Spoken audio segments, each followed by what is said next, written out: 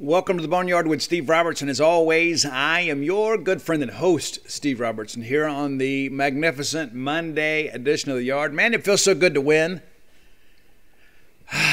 Man, doesn't it feel great? Doesn't it feel great?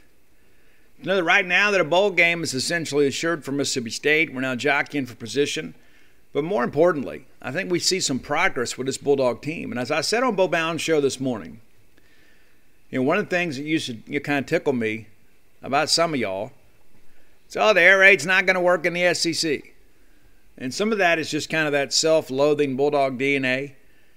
Like, the air raid's not going to work. And we say it's not going to work because it's ours, right? And then we say, well, you know, the receivers are open all the time. Well, it can't be both. It can't be both. And I said back then, what you're really saying is you're waiting for the maturation of your young quarterback. Well, you're beginning to see that. You're beginning to see Will Rogers figure some things out. 36 of 39, guys, on Saturday. A new SEC record for completion percentage for SEC quarterbacks with 30 or more attempts. That's a pretty cool thing. How about that? Let that sink in for a second. You got a Bulldog up there. And of those 3 incompletions, 2 of those were batted away, and 1 was a drop. Woody Marks had a drop. There was a play inside.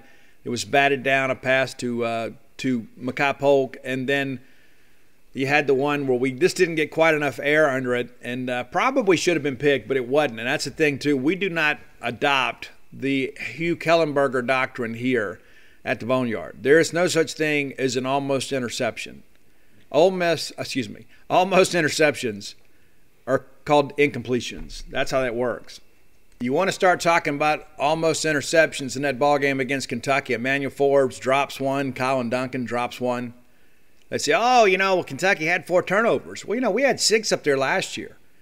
So either they forced 6 turnovers or we forced 4. It can't be one or the other. It couldn't be, they turned it over 4 times, and then last year they forced 6 turnovers. So it's one or the other. It can't always be the other guys getting credit. Your Bulldogs deserve credit for winning a huge ball game on Saturday. And listen, I've told you guys all year, I didn't think Kentucky was quite as good as they're billing. They were better than I expected them to be.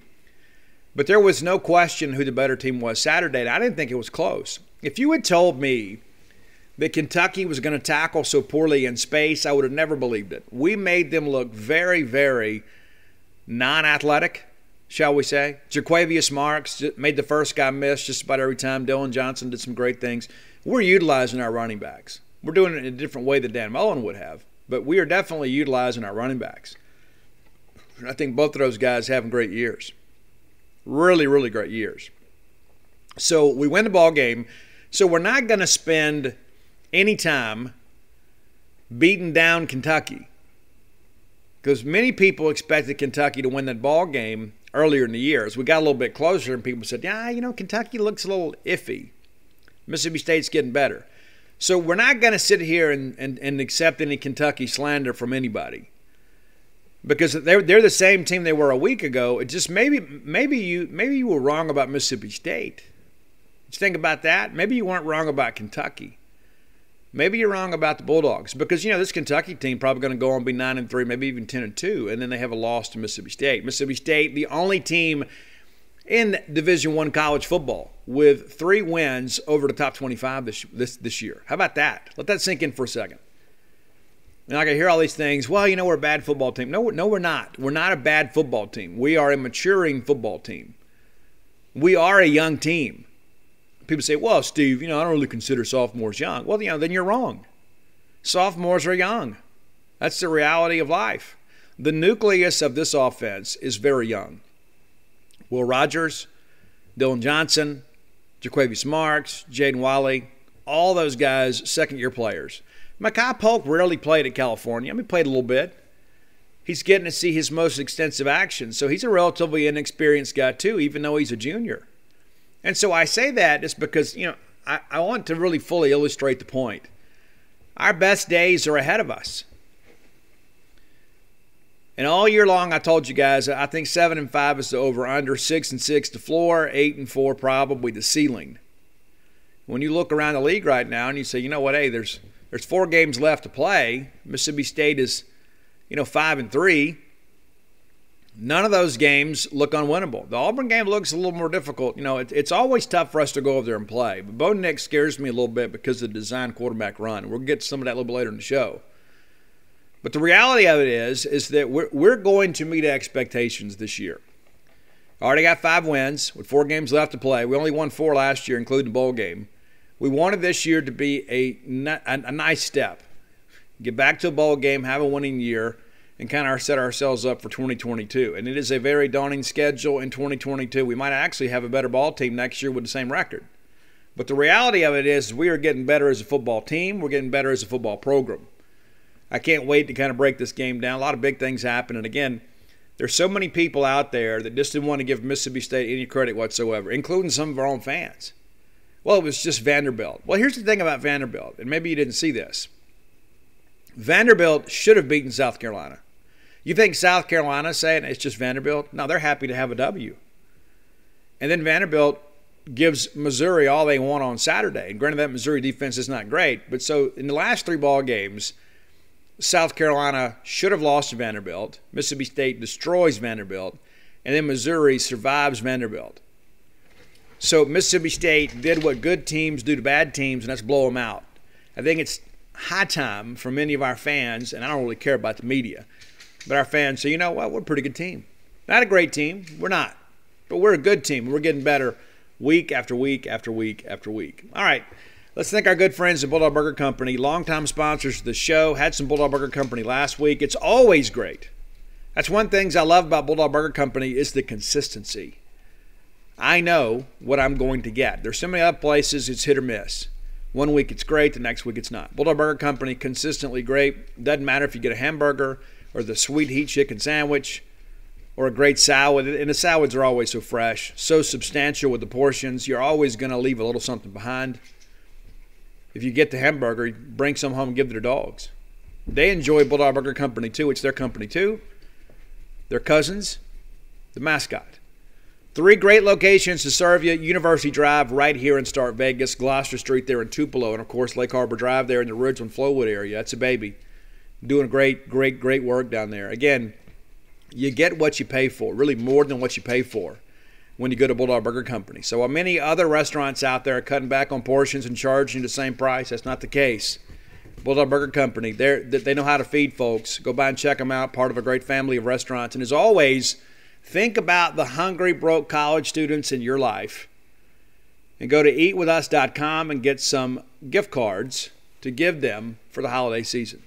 They'll be glad you did. You'll be glad you did. You'll feel good about yourself. It's always nice to do something special for somebody else. A lot of people out there love to be able to take a girl on a date. Or some of the girls want to take their friends out. Let's just have a girls' night. You can contribute to that. Go to eatwithus.com and order those gift cards. You'll be glad you did. Bulldog Burger Company, the place where people go to meet. M-E-A-T. All right, let's break down this Bulldog win. Very, very happy to have it. I don't know how you guys feel, but I am elated today. Next home game for us, Tennessee State against an FCS opponent. We feel like 6 wins are in the bag, which gives us 3 games. And we always said, hey, we got to win at least one of those 4. You know, Kentucky, Arkansas, Ole Miss, Auburn. We got to get one of those 4. Well, we've gotten one of the 4. And so now we're thinking, okay, hey, well, look, anything is possible at this point. So, and all that's true. All right, let's jump on this Arkansas game. Arkansas. This Kentucky game. We're going to jump on Arkansas, too. I'm going to go ahead and tell you now I'm picking State to win the game. If you go read the Arkansas message boards, they think we're going to win the game, too. After watching that Kentucky game against State, they're like, man, I don't know. Barry Odom's Frankenstein defense might be in trouble against these guys. And let me go ahead and say this, and we're going to break this down more on Wednesday. Guys, we gave them the game last year in Starkville. We did. There was not a hotter team in America than Mississippi State. KJ Costello was getting talked about potentially being a Heisman candidate, and we blew it. We lose 21-14. We throw a pick early in the ball game while we're driving that gives them a touchdown. Greg Brooks Jr., former Bulldog commitment, brings it back. And then later in the ball game, we had 2 drives that started at the 30 or better. You had the fumble recovery by Fred Peters that put the ball right there basically in the red zone. And then, of course, we had the Jaden Wiley punt return and got out to their 30. So neither one of those trips did we get points. We're down 7. We have 2 drives that begin at or inside their 30, and we come back with nothing. That was us. We blew it. We didn't blow it Saturday against Kentucky. And again, this is arguably the best game Mississippi State's played this year and perhaps since Mike Leach got here. So we're getting better. We're getting better as a football team. So we win the toss and defer, which is interesting, but I was pretty happy with this. I said, we might be happy having that ball first coming out. Because what if we have a lead at the half? We have a chance to kind of go 2 for 1 there. Really good chance of that happening. We defer. Not to mention, I really felt confident in the defense. I said, I think we can get a stop. We'll go out there, confuse them a little bit, get a stop, give Will Rogers an opportunity to get on the field in some decent field position. But we do defer, and then Scott Goodman kickoff, and they bring it out because the ball comes up short of the goal line. They bring it out from the 4, and a big tackle by Jet Johnson stops him at the 20. Jet Johnson having a great year for Mississippi State. Really, really playing well. And I'll be honest with you guys, too. I love Jet to death, man. Got a great dad, great mom, great people. And then, there were times I wondered, Jet, this may be a second teamer and a special teams guy. We'll make some use of that. But Jet has far exceeded expectations. So Kentucky begins a drive at the 20. Little swing pass out to the slot receiver, trying to get Wendell Robinson going for 4 yards. Cavassier Smoke, one of the better names in college football, runs over the left side for 2 yards. Jalen Green with a nice stick there. Brings up a 3rd and 4. We think we got a chance to get off the field here. And then Will Levis tucks it and runs. And we nearly got there. We just couldn't get home. And I really think the Kentucky offensive line did a great job in pass protection. Not in run blocking, did a good job in pass pro. We couldn't quite get there. So we flush him, and he scrambles and gets 5 yards to move the chains. Cavassier smoked and runs for 2. It was pretty obvious they were looked in intent here to establish the run. Just didn't work out. Then a pass complete to Justin Rigg for 4. Brings up a 3rd and 4. We get there. We flush him. He waggles right. And the receivers are having to work back to him. So it's going to be short of the sticks. And he gets it out to Wendell Robinson. And Martin Emerson absolutely tattoos him. Now, here's the deal. A lot of people have said, Steve, I'm eager to hear your comments about this targeting call. I didn't think it was targeting. I didn't. And the official right there on top of the play also didn't think it was targeting. However, I think it was the back judge, maybe the field judge, 25 yards away. And I only assumed that because he saw Robinson's head pitch back, because it was such a violent collision, he erred on the side of caution and called targeting. Well, they review it, and Martin actually hit him with his arms first. But anytime that you lead with the crown of the helmet, they're going to throw the flag. Now, if we get the helmet either side, if we get the helmet ball side or even opposite arm side, we're not going to get a call there. Martin hits him pretty hard. The crowd gets into it. They flag him. Then we lose Martin Emerson on the review. Did not agree with it, but that's the reality of it. I also kind of understand it. And I know that I'm a biased homer for Mississippi State, but when you drop the crown of the helmet for contact, even if you hit a guy in the chest, they're going to call it. That's just the reality of it. It doesn't seem to always work for us, when our guys are the ones getting hit. I thought Dylan Johnson got targeted in that ball game. They didn't flag it. But the reality of it is now we're thinking, okay, we're without Fred Peters. Now we're without Martin Emerson. So we're short 2 starters in the secondary where we play 5 guys.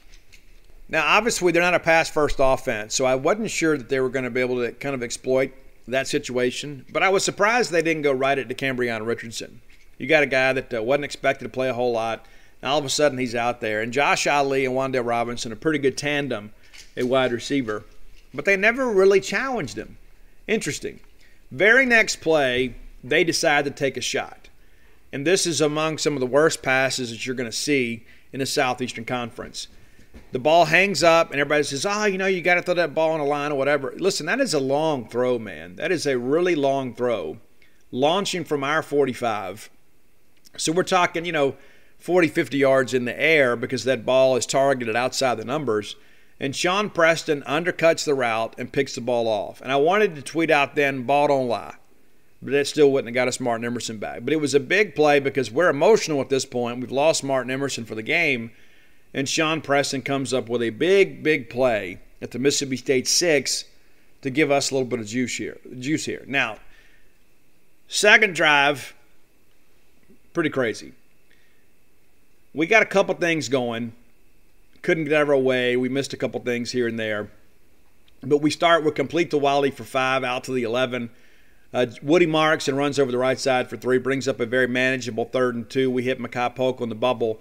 And that's the thing with him. Unless you get him right at the point of catch, he is going to fall forward, and he runs for 3 yards here to move the chains. 1st and 10 at our 17. We'll go right back to Polk for 13. Already out to their 30, our 30, excuse me. And we're making some things happen. We run over left side with Woody for 4. And then this is a play, too, that really kind of changed the complexion of this drive. They run a bit of a stunt there, and we miss picking a guy up. And then Will has the chance to flip the ball out to Woody Marks. I only assume he didn't see him. We take a sack. If there was a sack or a pressure that was on Will, I would give him some accountability here. And I would tell you, Will tell you the same thing. Will's like, yeah, I got to take check down here. He had Jaden Wiley open on the crosser and had Marks out there in the flat. And, maybe he just decided, you know what, I don't want to take a chance here. And then Josiah Hayes, former Bulldog recruit Josiah Hayes, played in the Mississippi Alabama All-Star game, gets a sack there. And good for him. Okay, good for him. As long as it's a loss, right? And then Will Rogers, incomplete to Woody. And that's the one drop. That's the one drop in the ball game.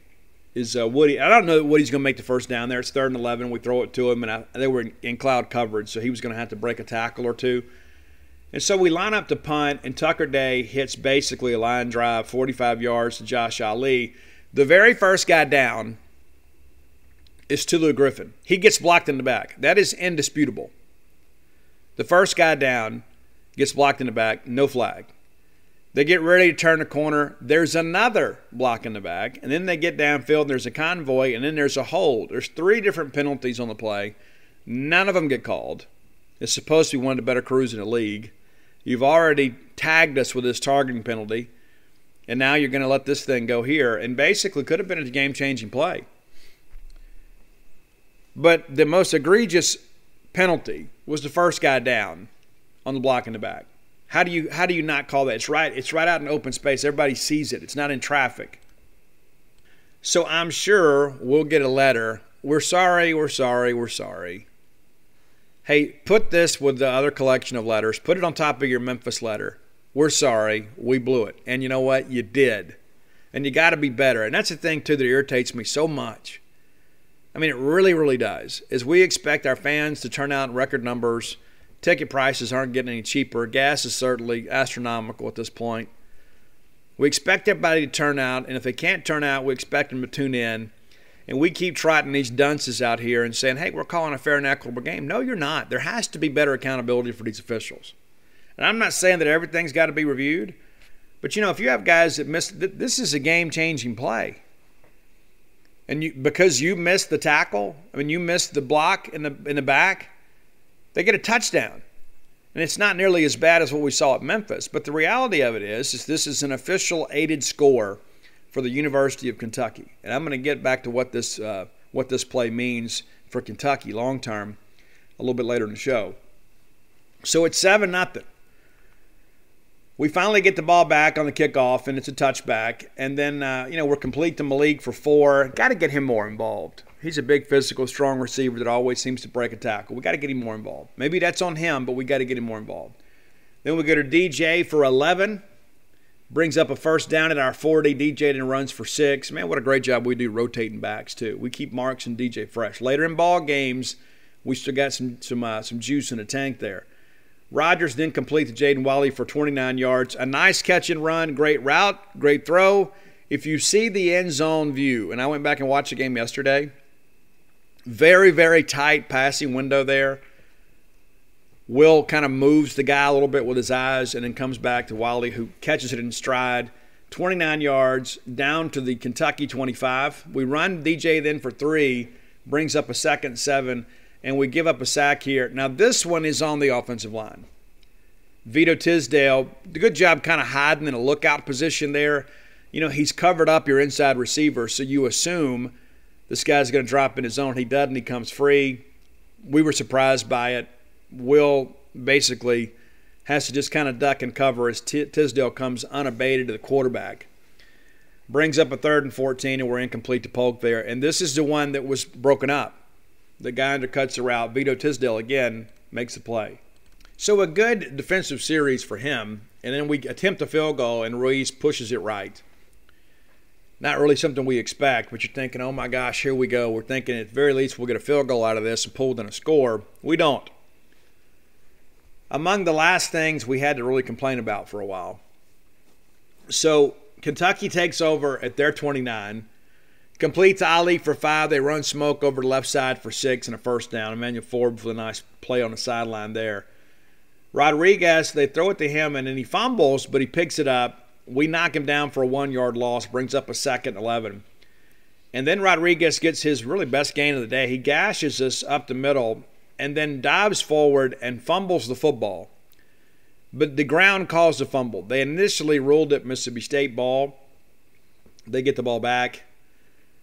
Would have been a big play. But the reality of it is we kind of hung in there defensively despite the fact that we didn't get the call there. And it was the right call. It was not a fumble. They run smoke over the left side and back up the middle. Brings up a 3rd and 6. They find Wendell Robinson for 8 in front of Forbes. They did a good job on Forbes' side working those comeback routes. And Wendell Robinson is a lot like Elijah Moore that played at Ole Miss. Really quick twitch guy, a really good route runner. I wouldn't say an elite route runner because he kind of gets by on his quickness. Doesn't always stick his routes. But the reality of it is that the guy can really play. And I've kind of gotten ahead of myself here too. It's still a 7-0 ball game at the end of 1. That stupid punt. So Rodriguez then runs over the right side for 9, and then smoke. No gain, brings up a 3rd and 1, and they run the quarterback sneak. When you got a big, powerful quarterback like him, going under center and running the sneak makes perfect sense. 1st and 10, incomplete to Wendell. Pickering there in the backfield. Starting to see Pick do a couple good things too. 2nd and 10, complete to Wendell Robinson for 1 yard. Colin Duncan with a very, very nice tackle. And then incomplete to Epps. Brings up the 4th and 9. They kick the field goal. Now it's 10-0. Now it's 10-0. All right, so then we get the ball back, and from this point forward, we kind of took control of the ball game. 12-14 to go in the second quarter. State takes over their own 25. We check it down to Marks. And listen, we talked about it on the show here a couple weeks ago. Last year, it's like every time we checked it down, they're kind of up against the boundary with no room to run. We're running a lot more angle routes and some slants.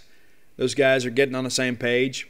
That's what happens here. Marks, again, making people look silly in space, gets 8. We go back to Woody. On 2nd and 2, he gets 8. And then there is the face mask penalty. Add 15 onto it. Now we're already across midfield. 1st and 10, the Kentucky 44. You go right back to Woody, who is a playmaker for us, for 14 yards. And then we get a false start on Cameron Jones. And this is when the craziness started. This is when all the craziness started. I've talked to multiple people, not just Mike Leach, not just LaQuinson Sharp, but multiple people that said, you know what, they were barking signals consistently. We finally adjusted to it, but they gave us some trouble with it for a while. This is the first one. We get a drive going, and then Mark Stoops' crew begins to do a little Bush League stuff. And I understand things happen in football. I do. But what does it say about Kentucky when you're in this ball game and you can't stop us, so you have to resort to these types of things? You say, well, all's fair in love and war. Well, not really. No. That's why there's a rule against it. And again, I blame this slaw officiating crew. The umpire is supposed to sit there and watch the face of the quarterback to make sure the sound matches his actions. So what you're telling me is you're not doing that because it couldn't happen consistently. Well, it did. All right, 1st and 15, but we still found a way. Complete to Mekhi Polk for 6 at their 29. Brings up a 2nd and 9. We find DJ again for 7. Brings up a manageable 3rd and 2. We give it to Woody, who breaks a tackle and runs through some guys for 10 yards down to the Kentucky 12. We're complete to Marks for 7, who gets right inside the 5. And then we go back to Polk looking for a touchdown, and Quandre Mosley just basically grabs him. He's beat on the play. It's going to be a touchdown. And that's another thing, too. Kentucky can't cover us. It's like we talked last week about they were 36 in the country in pass defense. These guys are not athletic enough. They cannot cover. They can't tackle in space, they can't cover, and they can't get you behind the chains without barking some disconcerting signals. What does that say about Kentucky? Nobody's talking about that. You can't cover without interfering. You can't stop the run without the disconcerting signals. You couldn't score a touchdown in the first half without the help of the officials. What does that say? What is that? If you're Kentucky, how can you feel good about anything today? If you were conducting an honest assessment of yourself as a Kentucky Wildcat after this ball game, you've got to think, you know what? We're not as good as we thought we were, because you're not.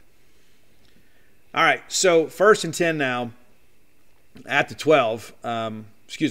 First and goal at the 2. And lo and behold, it's another false start penalty on Cameron Jones. And because what I was told is the offending party was the nose tackle at Kentucky. Brings up 1st and 7, and then we give it to Woody, and he goes right in and scores. And, again, you take that with your false start penalty and put it in your pipe and smoke it. We kick the extra point. It's now 10-7. Felt like we had the juice, right? Defense comes right back, gives us a 3-and-out.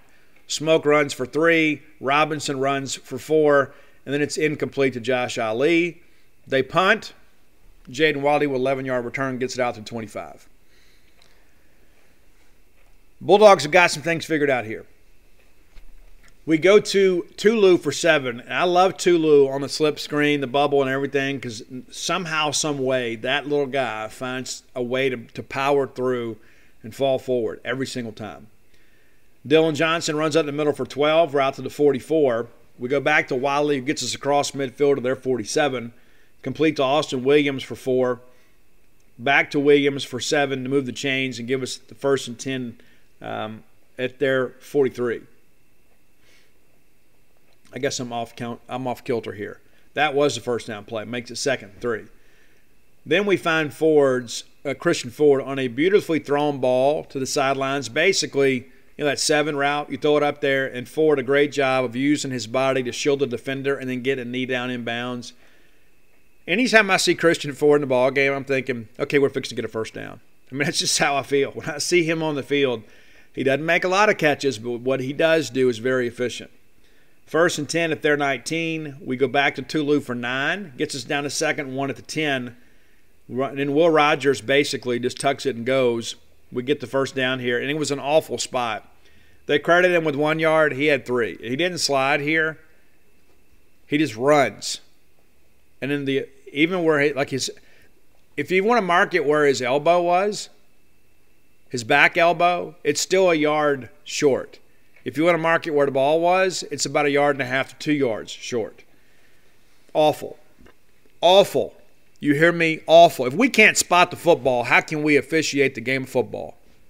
We can't even spot the football, guys? The head linesman can't spot the dadgum football? Give me a break. Didn't matter, though. We get the first down.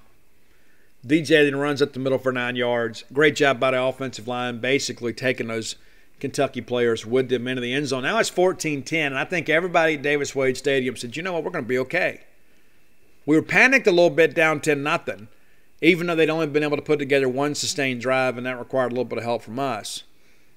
But you begin to think, I don't know if these guys can score against us. I don't know that they can.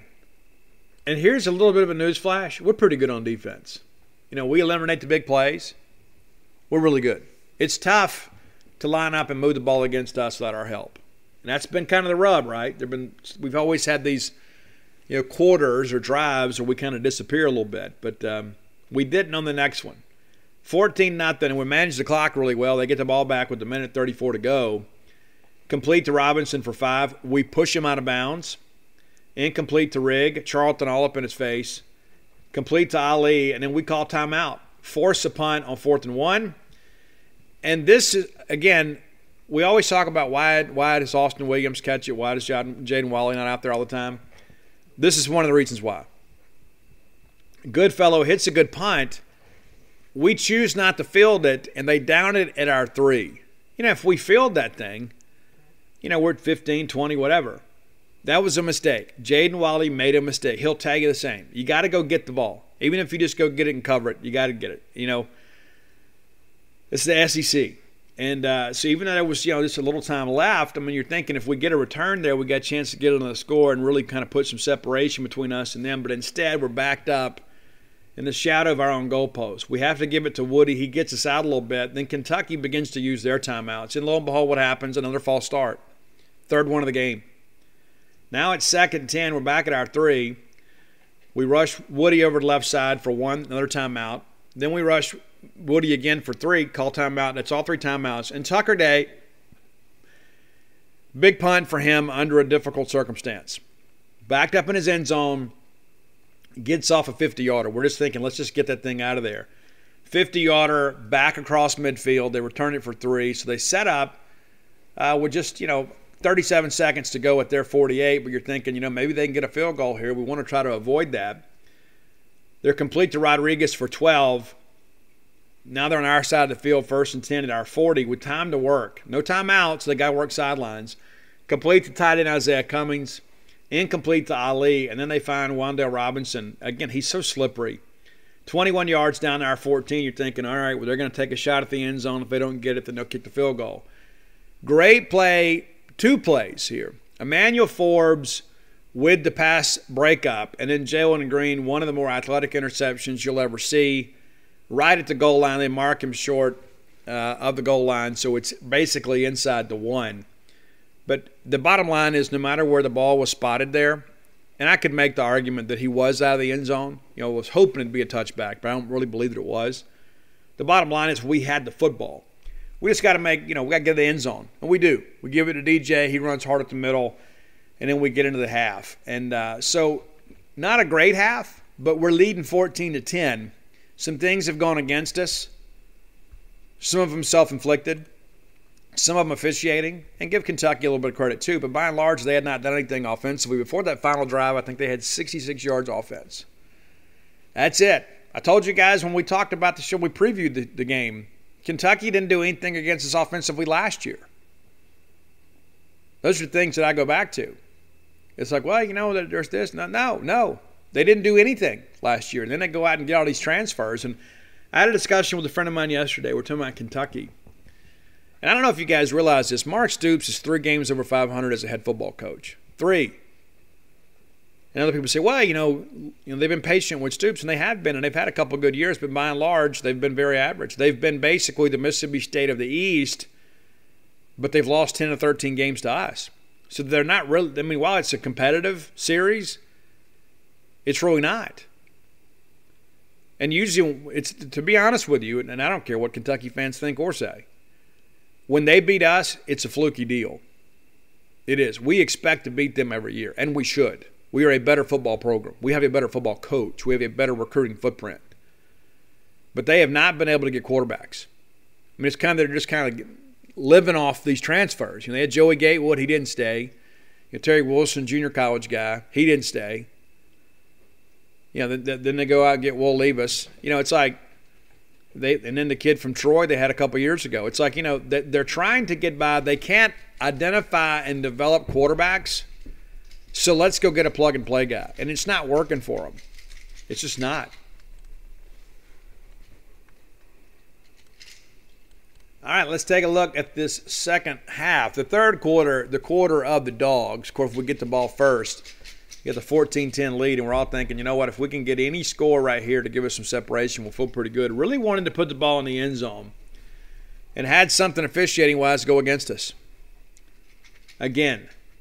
All right, so we start, Jaquavius Marks, complete for a yard. Pretty good tackle there in space by Jacquez Jones. Complete back to Woody for 8, brings up a 3rd and 1. We run DJ off the right side. He gets 9 yards, moves the chains. And then there's a false start on Malik Heath. This one's just on Malik. This one's just on him. This is not related to them shouting disconcerting signals or simulating a snap. That's on Malik. Brings up a 1st and 15.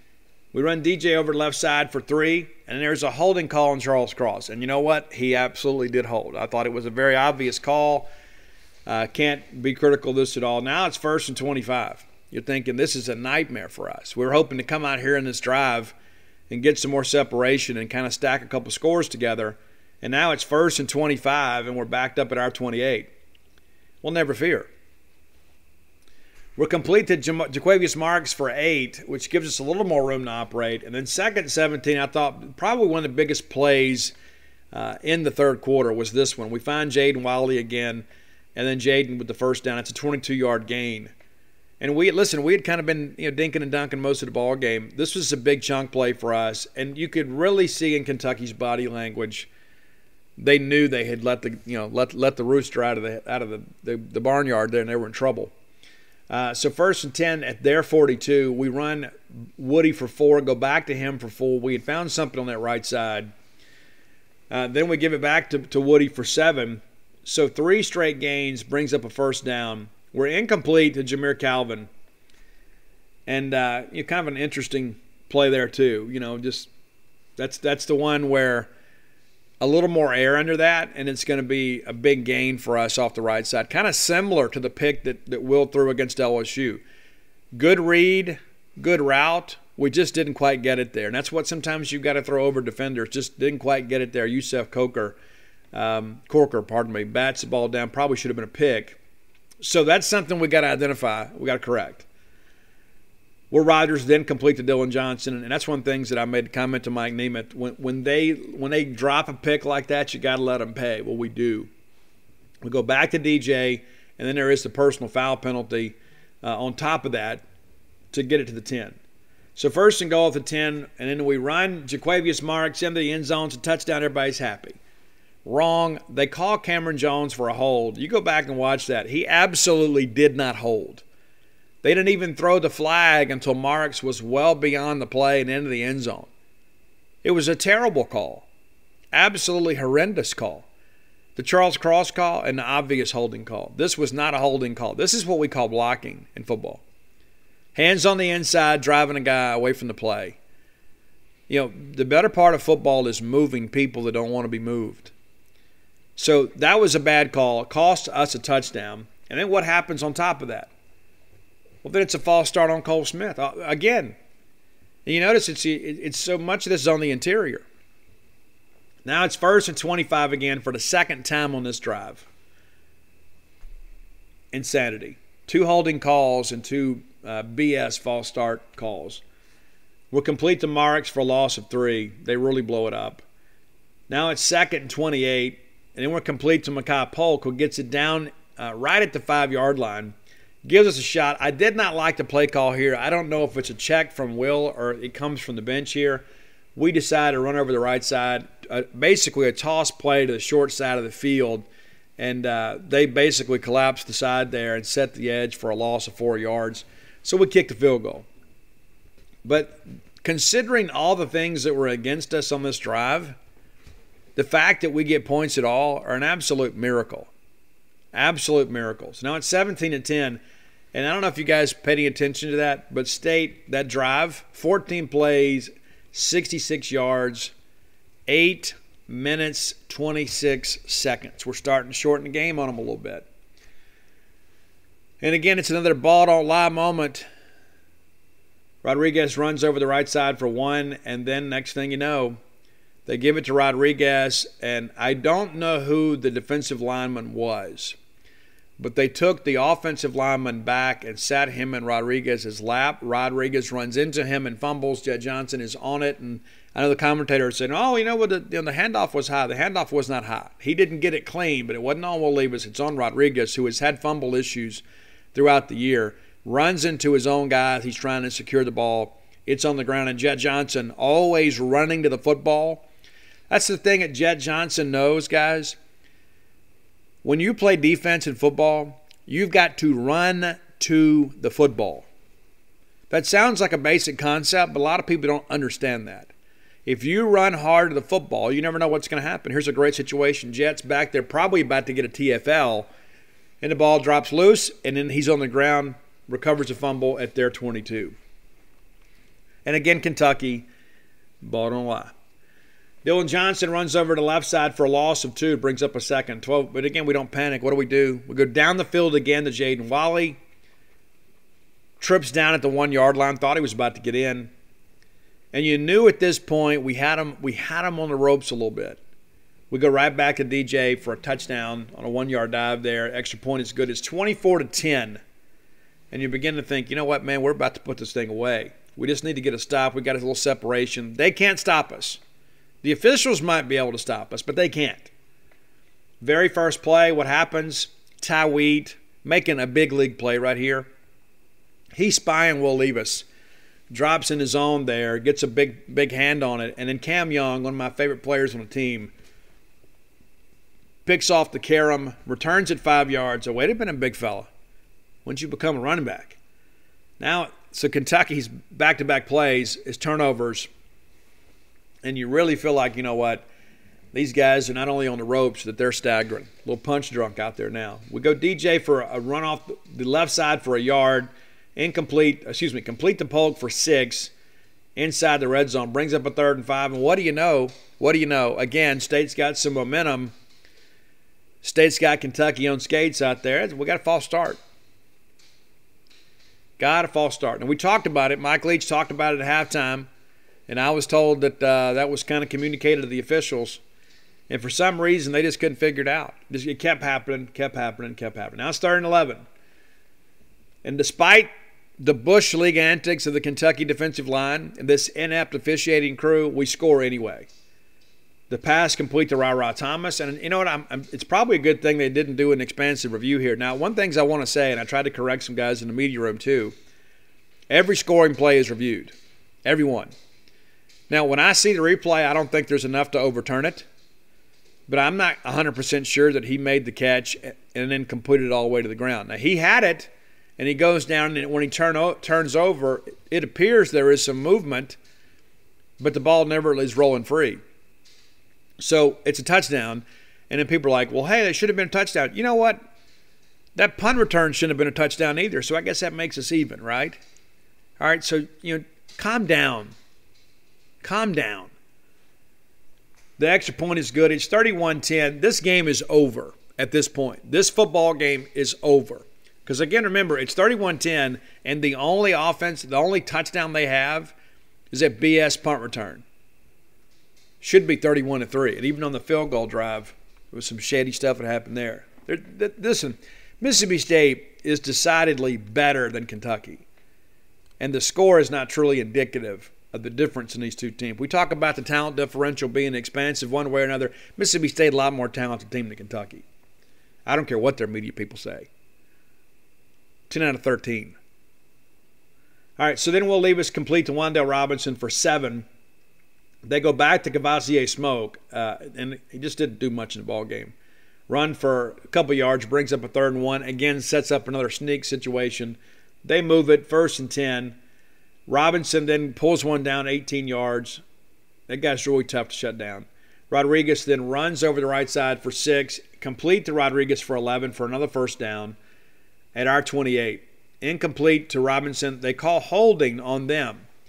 And what's interesting about that is I don't know if like Kentucky's offensive line was just wearing down. But if you go back and look at just about any offensive snap in that 3rd quarter, Kentucky's holding, especially on the pass plays, on the edges. They absolutely could not protect without holding. And they finally get flagged for it. Finally. Brings up a 1st and 20. Rodriguez then runs at the middle for 6 to run out the clock. So we enter the 4th quarter with a 31-10 lead. Pretty happy about how things have gone at this point, right? Our students are really happy.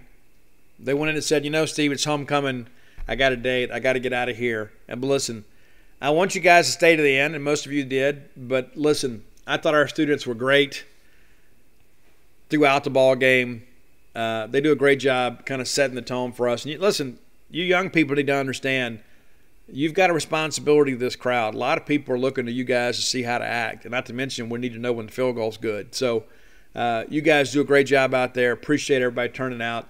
Going to need that same energy here. We only got 2 more home games left. We need you guys to be here for that. All right, 4th quarter. And I don't know if you guys realized it at the time. Kentucky on this drive here, you're down 3 scores.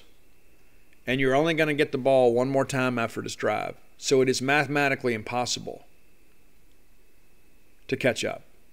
That's the thing when you have separation and you have a ball control offense. When you need it, you can put games away. So start of the 4th quarter, Rodriguez runs for 2. Then they go back to DeMarcus Harris for 13. And then a little bit of a double move out there, and they beat Jalen Green with DeMarcus Harris for a touchdown, his first collegiate touchdown. The extra point is good, makes it 31-17. Now here's some more silliness. I'm going to try to explain this as best I can.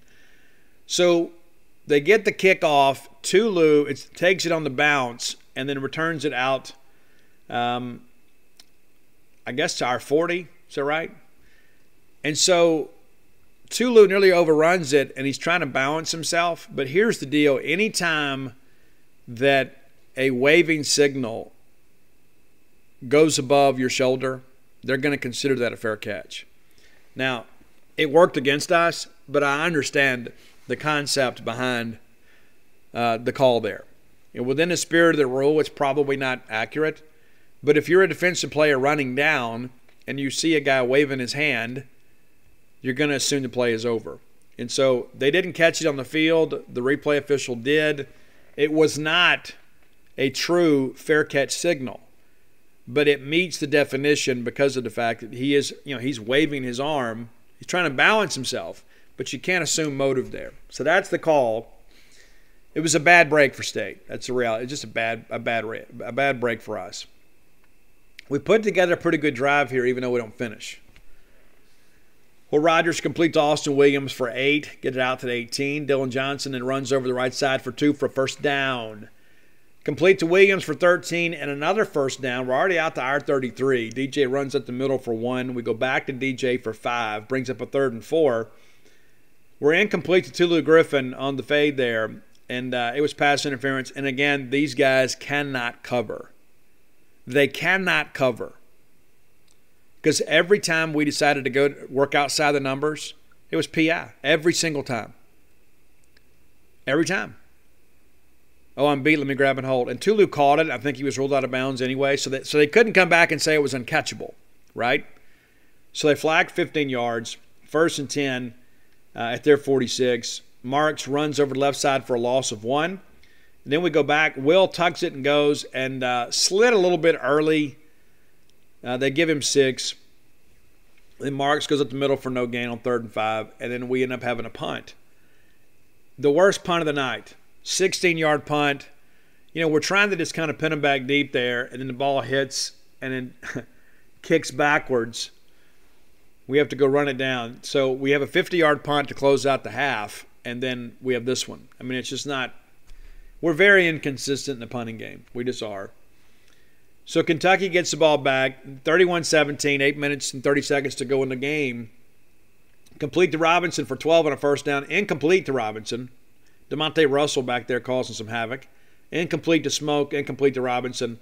And they punt. And they asked Mark Stoops in postgame, why didn't he go for it? He goes, I wasn't ready to quit yet. Because there's still, 8 minutes to go in the ball game. Why are we going to go right there? Because if we don't make it on 4th and 10, all of a sudden, it's basically a white flag. State gets the ball and, basically salts the game away. 7 minutes and 51 seconds to go, and then we never give it back. Now, I'm sure when we fielded that punch, you were all thinking, you know what? We're going to have to give this thing back at some point. You didn't realize then that we're done playing defense. We're done. Absolutely done. We take over at 7:51. We give it to Woody, who runs up the middle for a yard. Then we're back to Woody on a nice little swing pass that he does a great job just fighting for a first down there. Gets the first down at the 35. We go back to J.J. Jernigan for 3 and then to Omni Wells for 3. And congratulations to both of those guys for getting a little playing time. Eric Mealy told us we might see Omni Wells this week.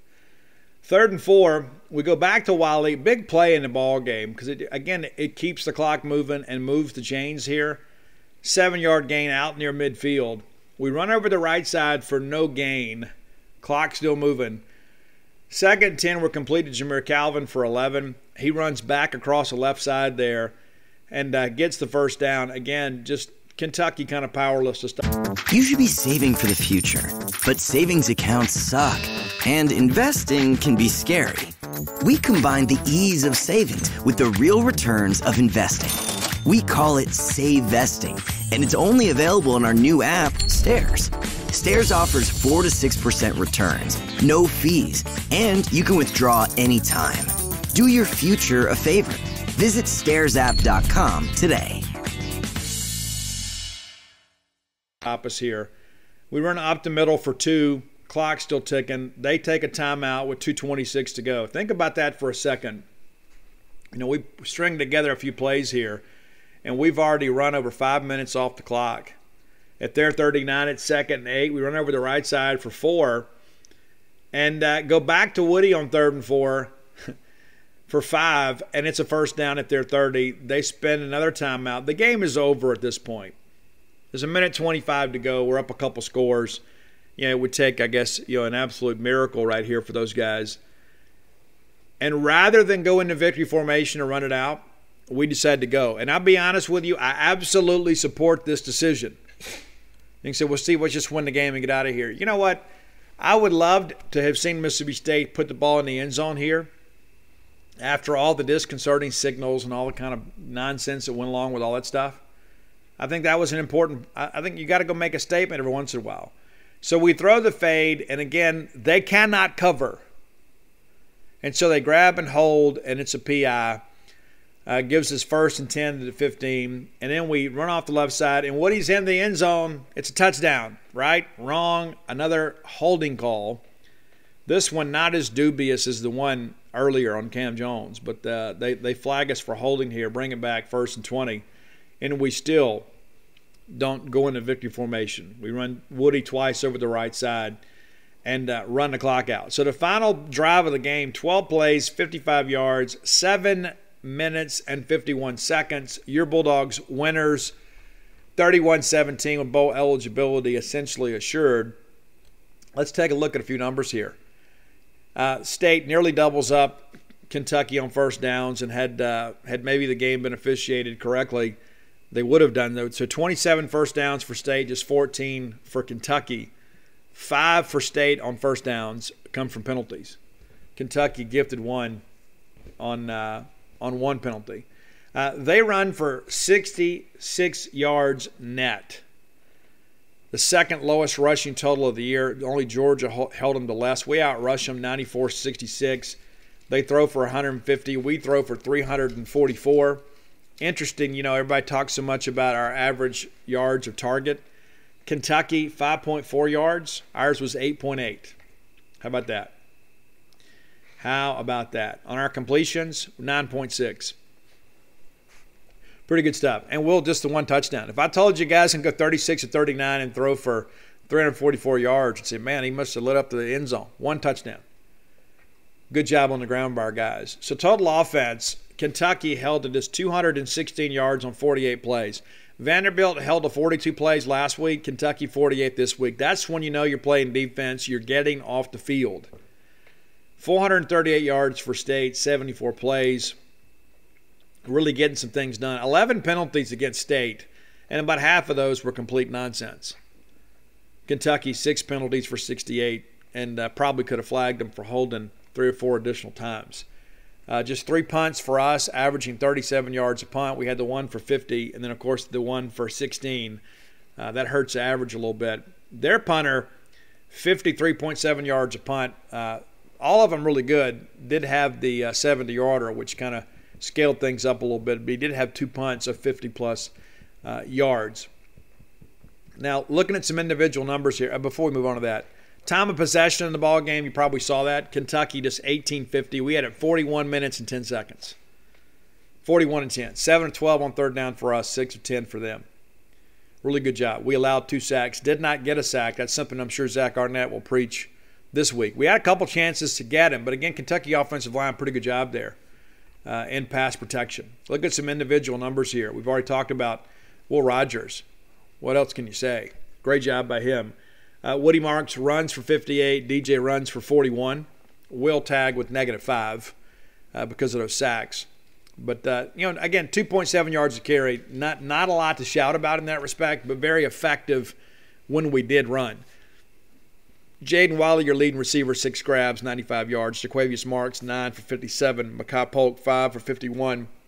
Austin Williams, 4 for 32. Ra Thomas, the 1 touchdown, his only target of the game, 1 for 25 yards. And again, a little bit questionable, shall we say.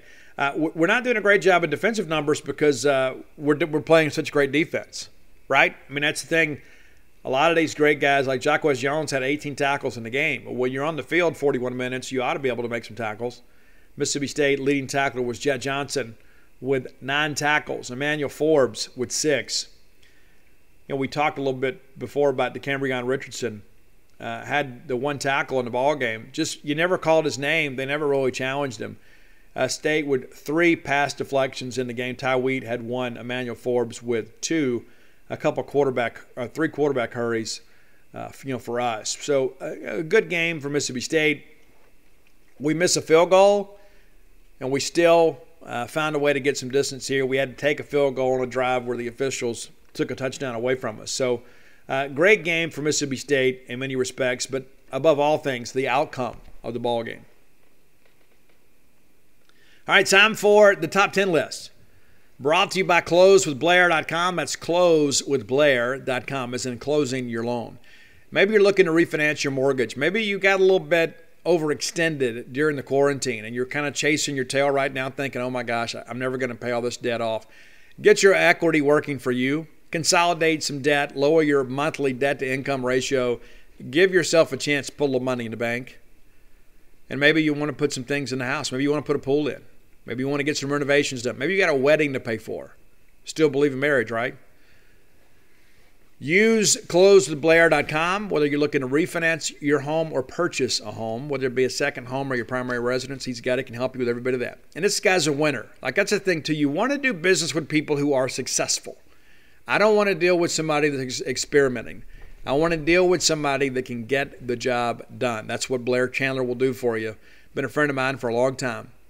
21 years in the mortgage industry, in the top 1% close ratio in the country. This is a guy that knows the ins and outs of the mortgage industry. And there's so many fees that are associated with getting a mortgage closed these days. Blair is going to save you some money just because you're part of the Bulldog family. Give him the thumbs up. Say, you know what, Blair, I heard about you on the Boneyard, and he's going to pay for your appraisal. That's about a $500 to $600 value. It's pretty crazy to think about. If you can't reach Blair at closewithblair.com, and you should be able to, let me give you his personal cell number. A lot of people kind of hide behind their voicemail. It's like, I'll get around to it. You can contact Blair directly. You can text him right now at 601-500-2344. Again, that's 601-500-2344. So give him a call today.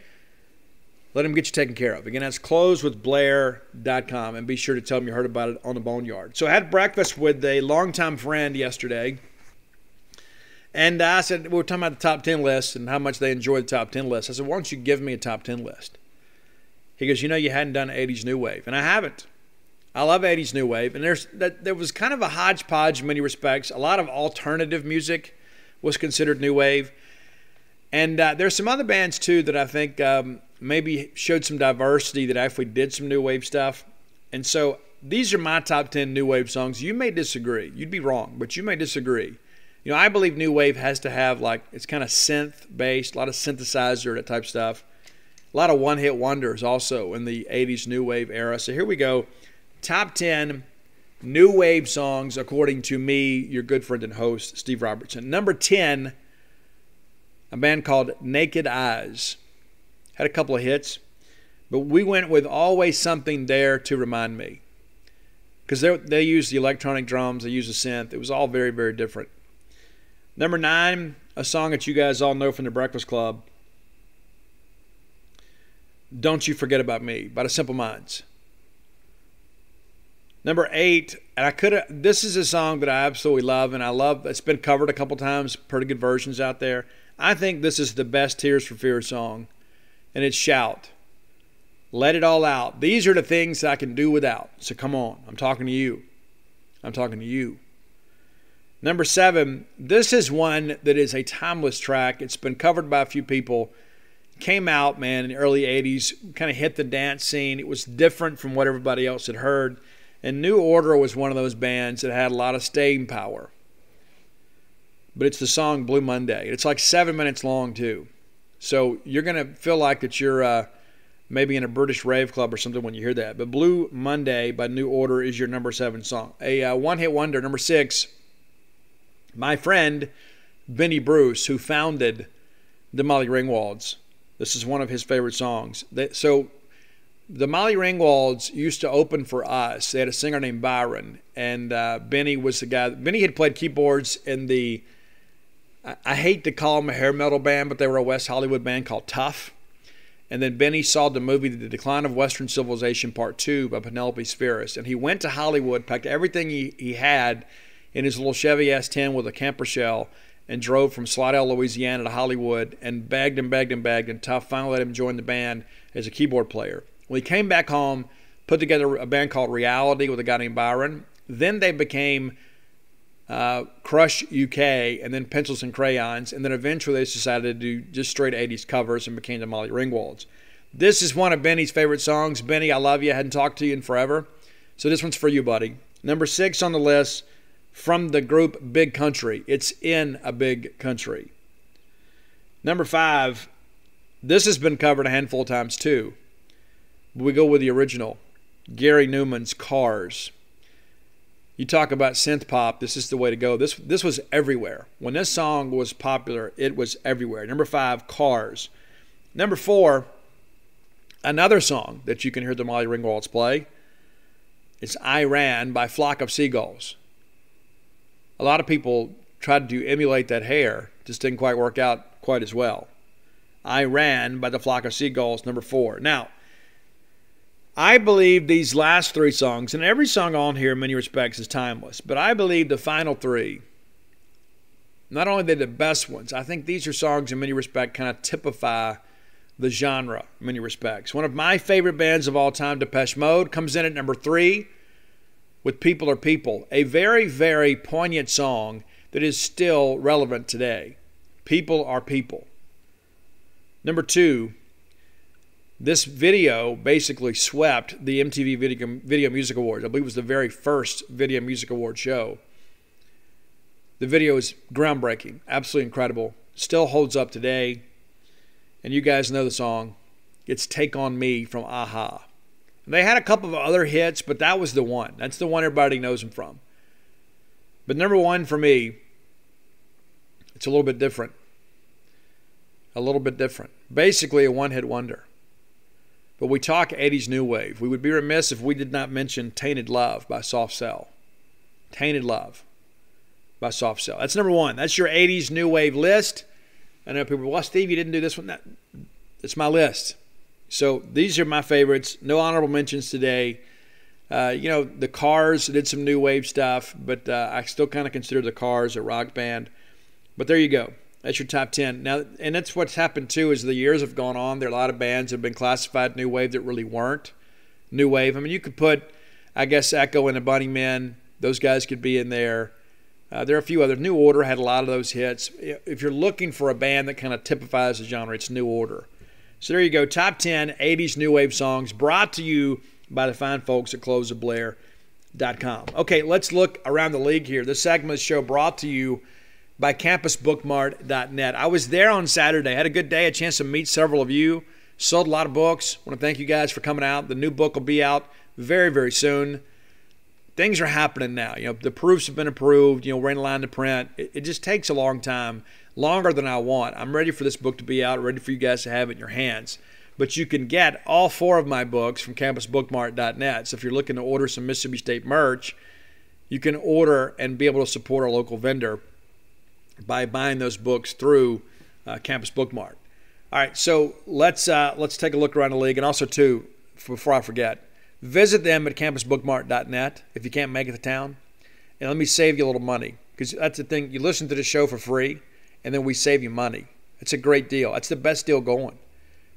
Use promo code BSR, which stands for Beautiful Steve Robertson. And that'll get you free shipping on all orders over $50. Any order less than $50, absolutely incomplete. Again, that's campusbookmart.net, promo code BSR. And that'll get you free shipping on all orders over $50. Any order less than $50, absolutely incomplete. Let's take a look at a very light schedule around the league last weekend. We've already broken down the State Kentucky win, and in case you haven't learned yet, it's just been announced that LaQuinton Sharp, the Offensive Lineman of the Week for the SEC, and Will Rogers, your Offensive Player of the Week. Very well-deserved honors for both. All right, let's see here. Missouri at Vanderbilt. We talked about that game being a lot closer than many people anticipated. You know, Missouri's defense is dreadful. They really are. Missouri leads 10-7 after one, and it is a 17-14 ball game at the half. Missouri basically had to put this thing away late. 13 points there in the fourth quarter to win 37-28. Not sure what to expect from Mizzou down the stretch. I mentioned last week how difficult their schedule is. 4-4 now in the league. Vandy 2-7 now officially eliminated. I guess the APR could help them. They're not going to win a game the rest of the year, though, so it's not going to matter. But 2-7 cannot get bowl eligible. 0-5 in the league, and probably have played their final games that should be of a competitive nature. I mean, I go back and look at this. It's 24-21 entering the fourth quarter, and couldn't get it done. Just couldn't get it done. A couple field goals from Mizzou late gives them a 30-21 lead, and then Vandy scores, makes it 30-28. Mike Wright with a touchdown pass there late in the ball game, 3:11 in the ball game, and then Mizzou goes down, puts the game away with a game-clinching touchdown, 37-28. Mike Wright, 14 of 28 in the ball game for 3 touchdowns and 122 yards. Also ran for 152. Vanderbilt put up some pretty good running numbers. They did. No doubt about it. Connor Basilek, 22 of 28 for 218 yards, a touchdown and a pick. Beatty, a guy we hadn't talked a lot about this year, ran for 254 yards along with 73, a couple touchdowns on 31 carries. So pretty good running game for both teams. But again, Mizzou wins. Vandy's out of it. Georgia, Florida. I mentioned on Friday Dan Mullen might be in some trouble, and I don't mean that Dan's in danger of losing his job, but he has certainly lost the fan base there. They get absolutely shelled by Georgia, 34-7. It's a 3-0 ball game late in the second quarter, and you think, hey, you know what? Hey, Florida's in this thing. You know, what's going to happen? Well, what happened was Georgia explodes to end the half and puts up 21 points there in the final couple of minutes. You know, it's 3-0. And then you get the fumble, the strip fumble there. Very first play, it's a touchdown, 10-0. And then they get it back, and it's a, Stetson Bennett throws a touchdown pass on the first play, 17-0. And then Nakobe Dean from Horn Lake, Mississippi with a pick six makes it 24-0 just before the half. And at that point, the game was over. They get a field goal in the third quarter to make it 27-0, and then Florida finally scores, makes it 27-7. And I'll be honest with you, I thought they were a little bit too exuberant in their celebration in a ball game that it is clearly decided. And then Zamir White with kind of the nail in the coffin, a 42-yard run and score to make it 34-7 in the game's final 2 minutes. Dan Mullen still struggling on the quarterback situation. Emory Jones looks to be, maybe the better option after Richardson throws a couple of picks in this ball game and had the big fumble. Emory Jones 10 of 14 for 112 yards. Richardson 12 of 20 for 82 yards and 2 picks. They also tried a halfback pass that was unsuccessful. Stetson Bennett, very efficient, 10 of 19, 161 yards, a touchdown and 2 picks. They're going to have to play JT Daniels, I think, to win the whole thing. As good as their defense is, they don't have to have too much offense. And they've got more than enough on the ground. Zamir White, of course, 105 yards, Cook for 46. And then Stetson Bennett, you got to count for him in the running game, too, ran for 35, along of 20. Pretty good day at the office for the Georgia Bulldogs. I don't think there's any question that they are going to be in Atlanta and possibly playing for a national championship later in the year. One of the more exciting games of the weekend, Ole Miss at Auburn. The big news, I guess, out of that ball game is the health of Matt Corral. Let me say this for the record. I want Ole Miss to lose every game in every sport. I don't ever want to see anybody get injured seriously. And I know there was some people on social media, Matt Corral went down and was carted off, and a lot of panic, of course, in Oxford. But glad that he's okay. Know he's not 100%, but I don't want to see anybody have a season-ending injury. Those guys work exceptionally hard. And again, I would love to see Ole Miss play with Matt Corral down the stretch and lose every game, including this weekend. But Auburn jumps out early to a 14-3 lead. And Tank Bigsby, man, how good is that guy? I mean, he is exceptional. Probably doesn't get the notoriety he deserves in this league, but, man, a great game for him. Bo Nix also making it very difficult with the design quarterback run. And that's what scares me against them, not just the design quarterback run, but the fact that when things break down, Bo Nix can extend plays and allow receivers to work back to him. So 14-3 after one.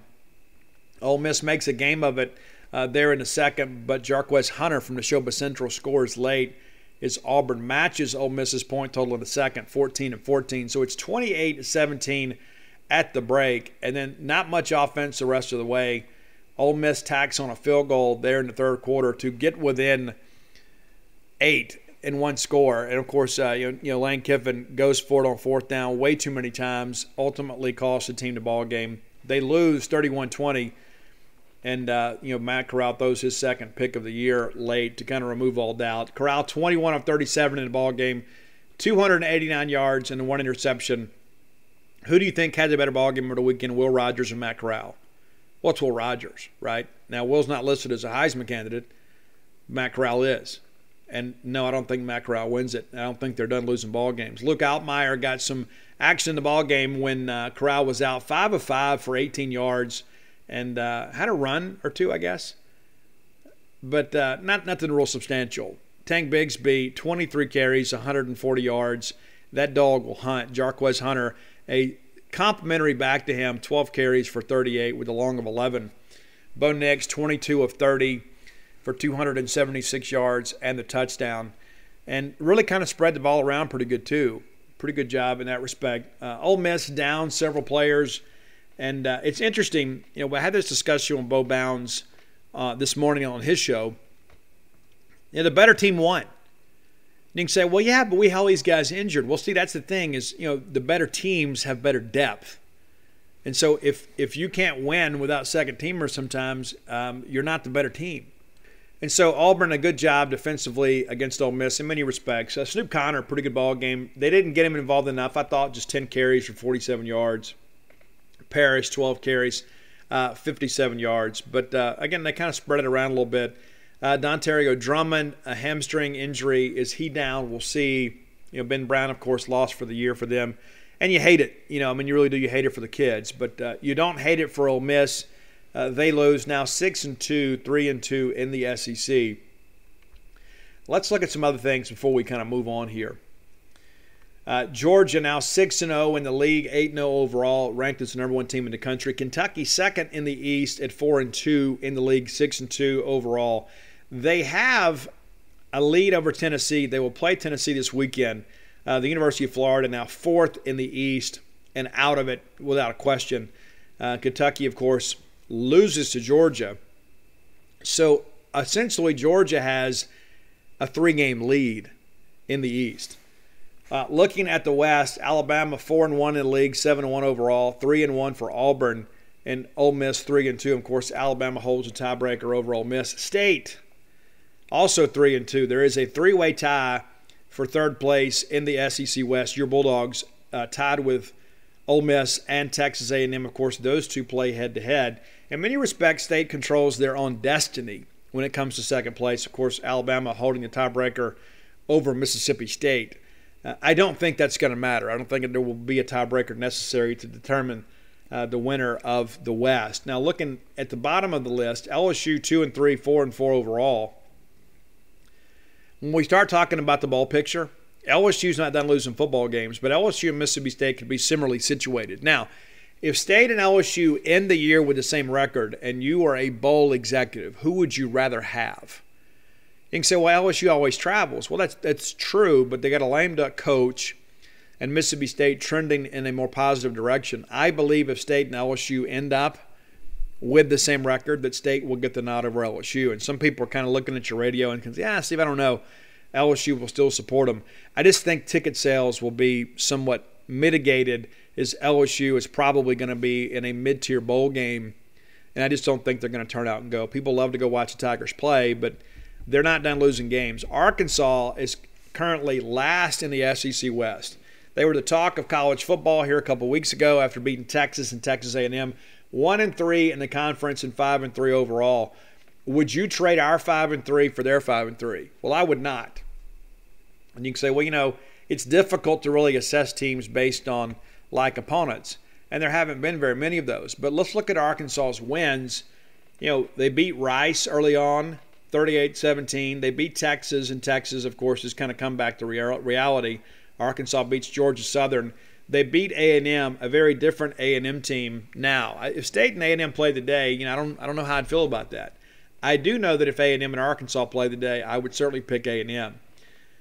Georgia destroys Arkansas, and then, of course, Ole Miss survives them with a 52-51 win, and then Auburn beats them 38-23. Pretty good ball game for a while, and then Bo Nix takes over.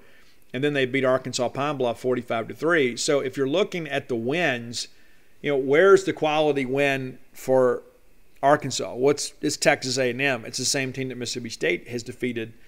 And you say, well, Texas was a good win. Well, it was at the time, not so much now. Those are the things you begin to kind of look at. Texas 4-4 on the year. So, you know, what was a great win at the time because they were ranked 15th. And so I would suggest the quality of the wins from Mississippi State slightly better. And we're going to go up there and play. It's going to be a difficult environment. It is an afternoon game, which I think helps us. You know, people don't have all day to party and get there and have a good time. So if you're thinking about going, please turn out. The Bulldogs will need you to be there. But again, I like where Mississippi State sits more so than where Arkansas sits. Let's look at some statistics, too, while we're here. And can kind of move on from there. A couple things I want to talk about, like about one of our more recent trips to Arkansas. Will Rogers currently leads the SEC in passing, 2,890 yards. Second on the list is Bryce Young at 2,453. Matt Corral, who in many respects was kind of the toast of the SEC for a while, 2,202 yards. So nearly 700-yard difference between Will and Matt Corral. And Matt have a chance to pad the stats this week against Liberty, but we'll see how things progress. Connor Basilek now fourth in the league, and LSU's Max Johnson fifth at 2009. Your leading rusher, Tyler Beatty from Missouri, after that huge ball game this weekend against Vanderbilt. And then Chris Rodriguez, a guy at Mississippi State did a really good job against last weekend, 809 yards on the year. So it was not, you know, that's the thing you begin to look at this. You know, State has already played some of the better backs in this league, Chris Rodriguez, Isaiah Spiller, and Brian Robinson. They will face Tank Bigsby later in the year. Leading receiver in the league, we'll see this weekend, Treylon Burks. Some people believe that he is a potential first-rounder. That's probably true. Jameson Williams, a transfer from Ohio State, out of Alabama, 710 yards. Dontario Drummond, leading receiver for Ole Miss, 658 yards, and a little bit banged up. Wendell Robinson, State faced him, now 645. Your leading Bulldog, Mekhi Polk, is fifth with 603 yards. So well represented there. Leading sackers, Sam Williams from Ole Miss, having a good year, 9 sacks for him. Will Anderson, a guy that victimized Mississippi State, also with 9. Florida got a couple guys in there. Tyree Johnson, of course, from A&M, tied for third as well. All right, let's look a little bit deeper here, looking at some of these numbers. Interceptions, Jalen Foster from South Carolina leads the league with 5. Emmanuel Forbes with 3. Of course, he dropped one over the weekend. Emmanuel Forbes also, one of those guys, too, doing some pretty big things, for Mississippi State. Looking at tacklers, Damon Clark from LSU leading the league with 99 tackles. How crazy is that? 99 tackles already. Damon Clark, you certainly should expect him to be on the all-SEC list. The number 2 tackler in the league, State, we'll see him this weekend. Bumper Poole, arguably one of the best names in the country, had 20 tackles against Mississippi State last year in that ball game. Jacoby McClain from Auburn is third. And, of course, Jalen Foster, certainly an all-SEC, probable all-American pick. Jalen Foster with 65 tackles to go along with those 5 interceptions. Also has a couple of forced fumbles to his credit. DeAndre Square, we saw him this past weekend, very active player for them. We were able to survive that and get the win. So your leading Bulldog is Jad Johnson, tied for 9th in the league with 59 tackles. And remember, he did not start the year as a starter. Jacquez Jones, former Ole Miss Rebel at Kentucky, of course, 18 tackles over the weekend, moves him into the top 10 with 61 tackles. And so a lot of guys out there doing some good things. Your Bulldogs kind of right in the thick of it. Be interesting to see how people handle the all-SEC quarterback. If Will Rogers continues on his pace, Is Will Rogers your all-SEC first-team quarterback? That's going to be an interesting decision. You say, well, he's a product of the system. He's still doing it. And he's not doing it with the benefit of a power running game. So those are things to kind of consider as we move forward. But Will Rogers doing some things and rewriting the Bulldog record books, now surpassed Dak Prescott with single-season completions over the weekend. So a lot of good things happening. Need a good ball game this weekend. I know Arkansas is favored in the ball game. I'm not a bettor. I quit doing that years ago. I think that's free money. I think Mississippi State's going to win that ball game. And the fact that Arkansas is favored is kind of a surprise to me. One of the things I want to talk about today is one of our trips to Arkansas in recent years. This segment of the show brought to you by Portico. Our friend Brooks Bryan, part of a great group that's brought this wonderful residential development to Starkville. Brooks is a guy that's invested in Mississippi State and in making Starkville a better place. Portico, a great place to live. 1.1 miles from the Mississippi State campus. Very easy access to 82 and 25. You're right there just off the interchange. So you take that turn off 82 on the 12. The very first right is Pat Station Road. You cross over Old West Point Road, boom, you're at Portico. You're within shooting distance of the Walmart neighborhood market. So you don't always have to go fight all that traffic or take the bypass to get to the big Walmart. If you forget to pick up a loaf of bread or a container of milk or a stick of butter, you can swing through there and get that on your way home. Whether it be your primary residence, perhaps an investment property, or just your ballgame weekend retreat, Portico has a place for you. You can start with a 2-bedroom, 2-bath home and go up to a 4-bedroom, 4-bath home. Really a home for just about any size family. The great walking trail there. And here's the cool thing, too. Now, you can't move in today, okay, because Phase 1's completely sold out. But you can go ahead because some of the lots in Phase 2 have already been purchased, but there are still several available for purchase. And because of the fact, if you're getting in now, you can have a say in how the home is built. How many times do you move in somewhere and say, I like everything but this? Well, that's the thing. They've got these floor plans laid out. You can kind of pick and choose what you want your home to look at for the most part. So give Brooks Bryan a call today. You'll be glad you did. Brooks, a diamond dog, man, got some great Bulldog stories. And also, just a great guy. Brooks is a great friend. And it's not just because I'm so cool. Brooks is just kind of nice to everybody. He'll be your friend too. Give him a call or text today at 601-416-8075. Again, that's 601-416-8075. Make Portico your next move. I want to talk a little bit today about one of my favorite Bulldogs this generation. It's Nico Whitley. Had a chance to cover Nico in high school. Great guy. As a matter of fact, I was at the game when Provine played Callaway. The final play of the first half, a guy goes low on Nico, hits him in the knee, tears his ACL. We wondered at that point if they were going to honor the scholarship. Dan Mullen is hired. The very first visit Dan Mullen makes is to go see Nico Whitley. Miss Dedgar Whitley, they all meet at the high school and just assured them, hey, we're going to stick by you. We believe in you. You're a great player. And so Dan Mullen, in many respects, kind of saved Nico Whitley. And so when we got to the 2013 season, there was some expectations on this program. We expected Tyler Russell to have a big year. Felt really good about our defense. But it was a difficult year. It was a very difficult year. Nico Whitley, Kendrick Market, and Justin Malone all get hurt in the opening game against Oklahoma State. And that was a ball game, too, that a lot of people thought, we shouldn't be playing that game. We need that non-conference win to get to a bowl game. And Scott Strickland said in hindsight, probably shouldn't have played the game. Probably should have signed a different contract. But the reality of it is we did play and we lose. And so not only did we lose the ball game, we lost some players for the year. Nico has a partial tear of the ACL. Walks off the field, gets a brace put on, continues to play, plays the rest of the year with the torn ACL. Now, Nico, of course, part of Stark Villains. I interviewed him about this season and specifically about the 2013 Egg Bowl.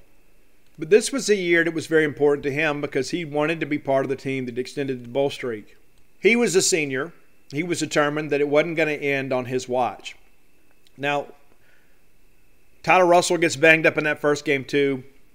Dak Prescott ends up having to play against Alcorn State. We win 51-7. We go on the road at Auburn. We lose 24-20. And had Dak tucked it and run for a first down, we win that ball game. But we didn't. We lose. Should have won, but we didn't. Then we blast Troy 62-7. We get absolutely destroyed by OSU 59-26. We narrowly escape with the winner over Bowling Green 21-20. We beat a pretty spry Kentucky team that year 28-22. And so all of a sudden, we're 3-3 at the halfway spot. You think, okay, we got to find a way to get us 3 more. We go on the road and play at South Carolina, and that's the weekend that Peggy Prescott died. Very difficult week for our Bulldog family. And our young quarterback, Dak Prescott, has one of the worst games of his career. And little did we know that was hanging over his head. We lose the ball game at number 14, South Carolina, 34-16. Dak goes to the funeral, misses, I think, 1 practice or 2 practices, comes back, plays against A&M, Johnny Manziel's swan song at College Station. And had we been able to make a special teams tackle or 2, we probably win this ball game. We lose 51-41. And you may recall there were dozens of tweets from players around the SEC, a lot of them from A&M players, talking about what a warrior Dak Prescott was. And Dak also injures his shoulder in the game. Couldn't even lift his hand up over his head. And so we're now 3-5, headed to number 1 Alabama. Tyler Russell comes in and we plays, and really, really admirable. Tyler was broken up, still elected to go play in the ball game. We lose 20-7. Very, very competitive game. We had a chance. We had a chance to hit Bear Wilson for a touchdown, and he just missed the football. Played a lot better than people anticipated. So now we're 4-6 with 2 to play.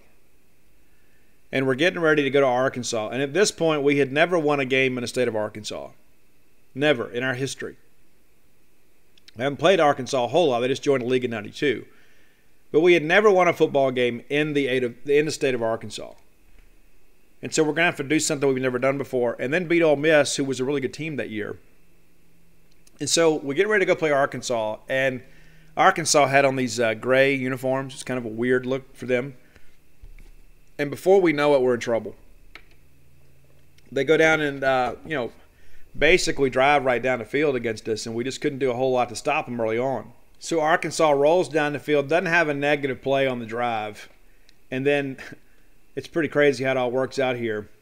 Javante Herndon comes on basically an end around, kind of a jet sweep action, and they score, and they're up 7-0. So we end the first quarter, 7-0, and we just struggled to get anything going offensively. Just really couldn't get anything going. And then Arkansas goes down and hits a 54-yard field goal to go up 10-0. Pretty good drive there for them. 10 plays, 47 yards. Takes 4:07 off the clock. And, it just kind of felt like it wasn't going to be our day. We drive down the field ourselves and get a field goal from Devin Bell to make it 10-3. So now we're in the game, and then Arkansas drives down, and they decide to go for it. Pretty interesting deal. They decide to go for it on their side of the field. I don't know if a Lane Kiffin thing rolled in or whatever, but Alex Collins goes for 1, then runs for 1, and then Alex Collins goes for 6, and it brings up a 4th and 2 at the Arkansas 44. They go for it, and then Nico Autry knives through and gets a tackle for loss. So it sets us up in pretty good position. And then it takes 3 plays, and Tyler Russell hits a wide-open Ladarius Perkins, who got absolutely destroyed at the goal line, but he lays out, makes the score, and it's a 10-10 deal.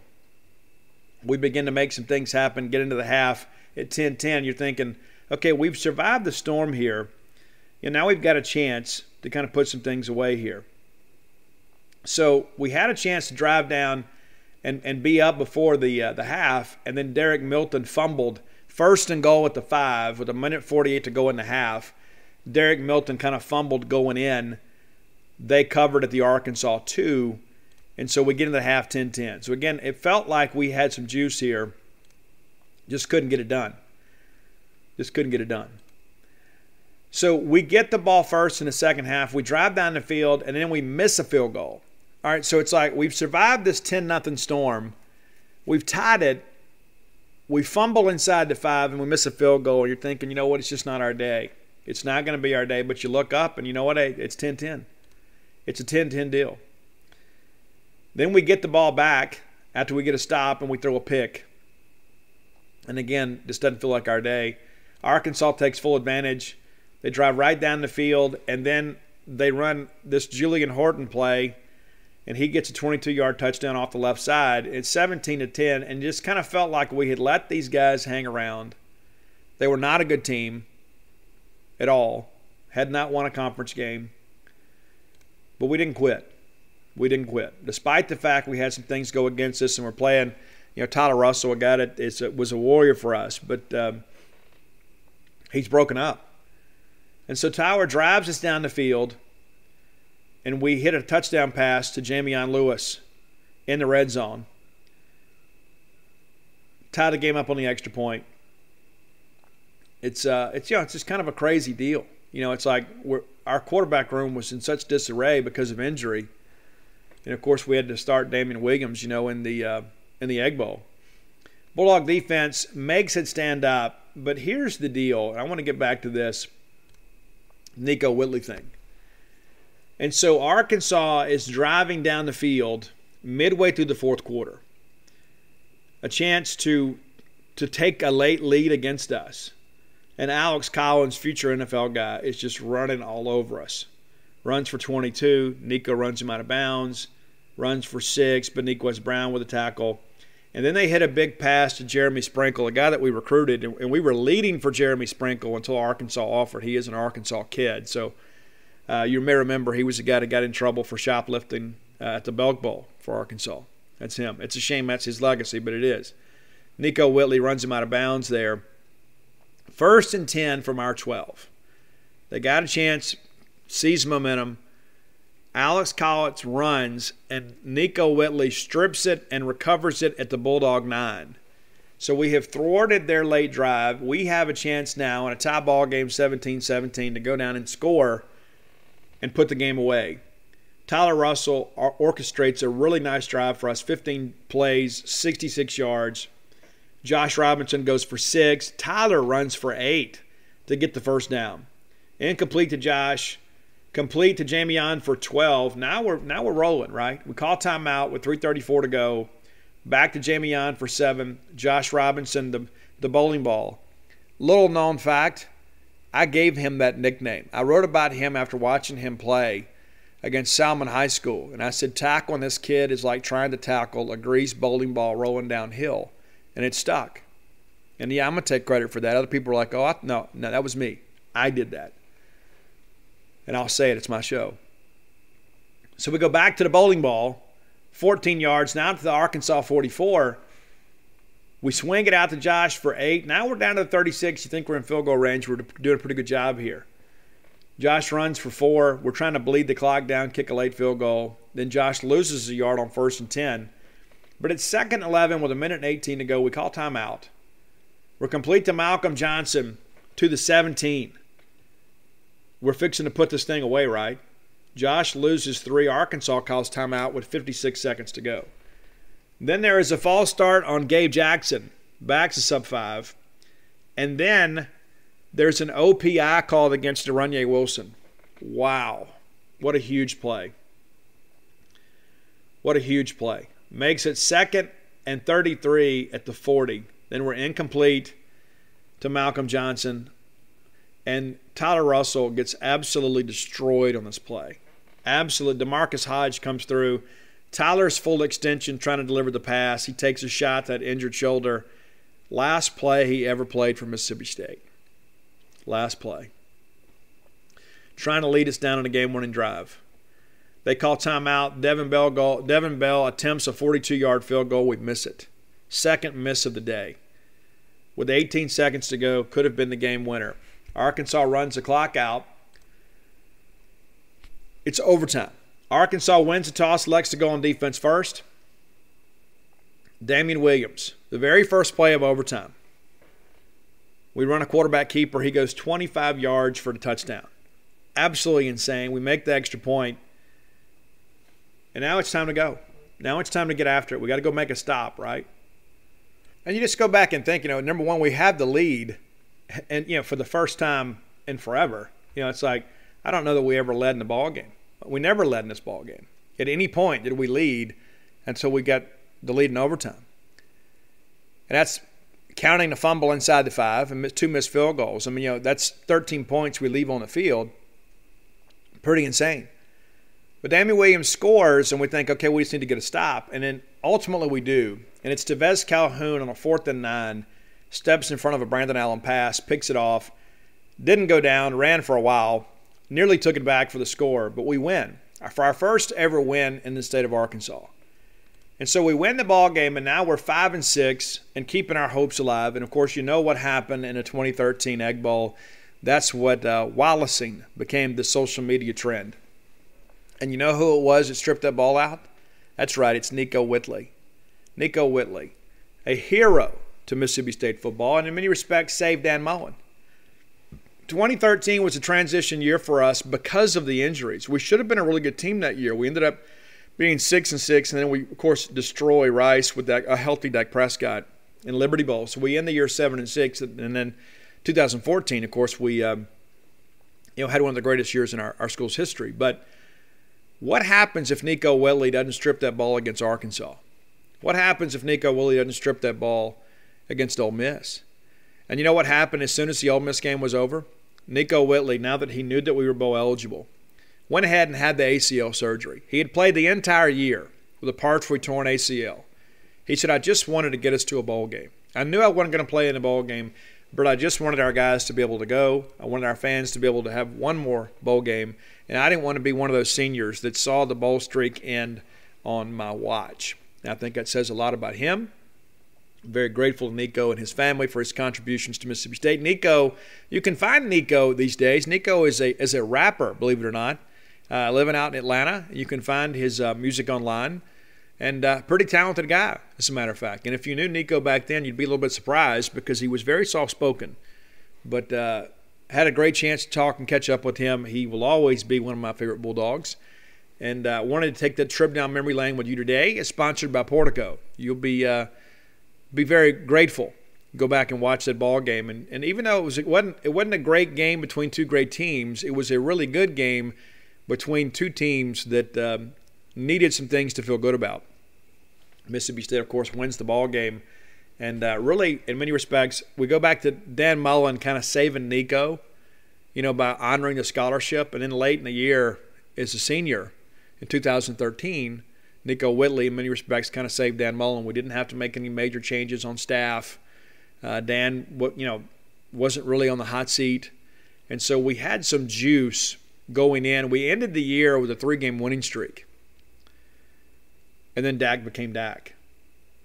Pretty crazy how it all works. So there you go. There's your trip down memory lane brought to you by Portico. And again, Nico Whitley, thank you for your contributions to Mississippi State and best of luck in your music career. If you hadn't done so, go to dogpilethebook.com, pre-order the book. You'll be glad you did. That way you ensure you get one. The book is being printed now. It's been to printer. There's so many things that go on. It's a long process. Should have a release date here for you, hopefully next time we get together. But the proofs have been approved and all that kind of stuff. Now we're in line to print, and they'll print it and bind it, and they'll ship it. And so this should be release month here in November.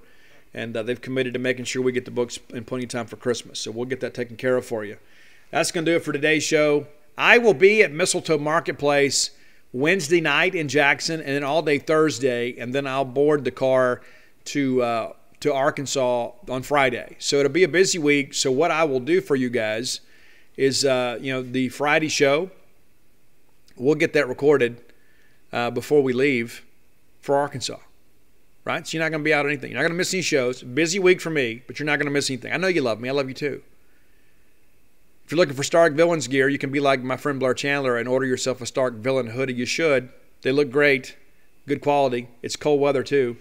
Go to starkvillains.com to get all of your Stark Villain merchandise needs. That's going to do it for today. We'll see you next time. Until next time, let's live our lives. How did I mess that up? I say that thousands of times a year. Let's all live our lives in a way we make more friends than enemies, and people can see a difference in the way we live. Ugh. Hi, Angel. Hi, Devil. Uh-oh, is she shopping again? Calm down. She's just browsing electric toothbrushes. It's easy to be unsafe online. It's asking for her passport info to buy a toothbrush? Sounds legit to me. Now it's easy to help protect yourself. Norton 360 with LifeLock gives you device security, a VPN for online privacy, and identity theft protection, all in one. Opt in to cyber safety. Save 25% or more off your first year at norton.com/news.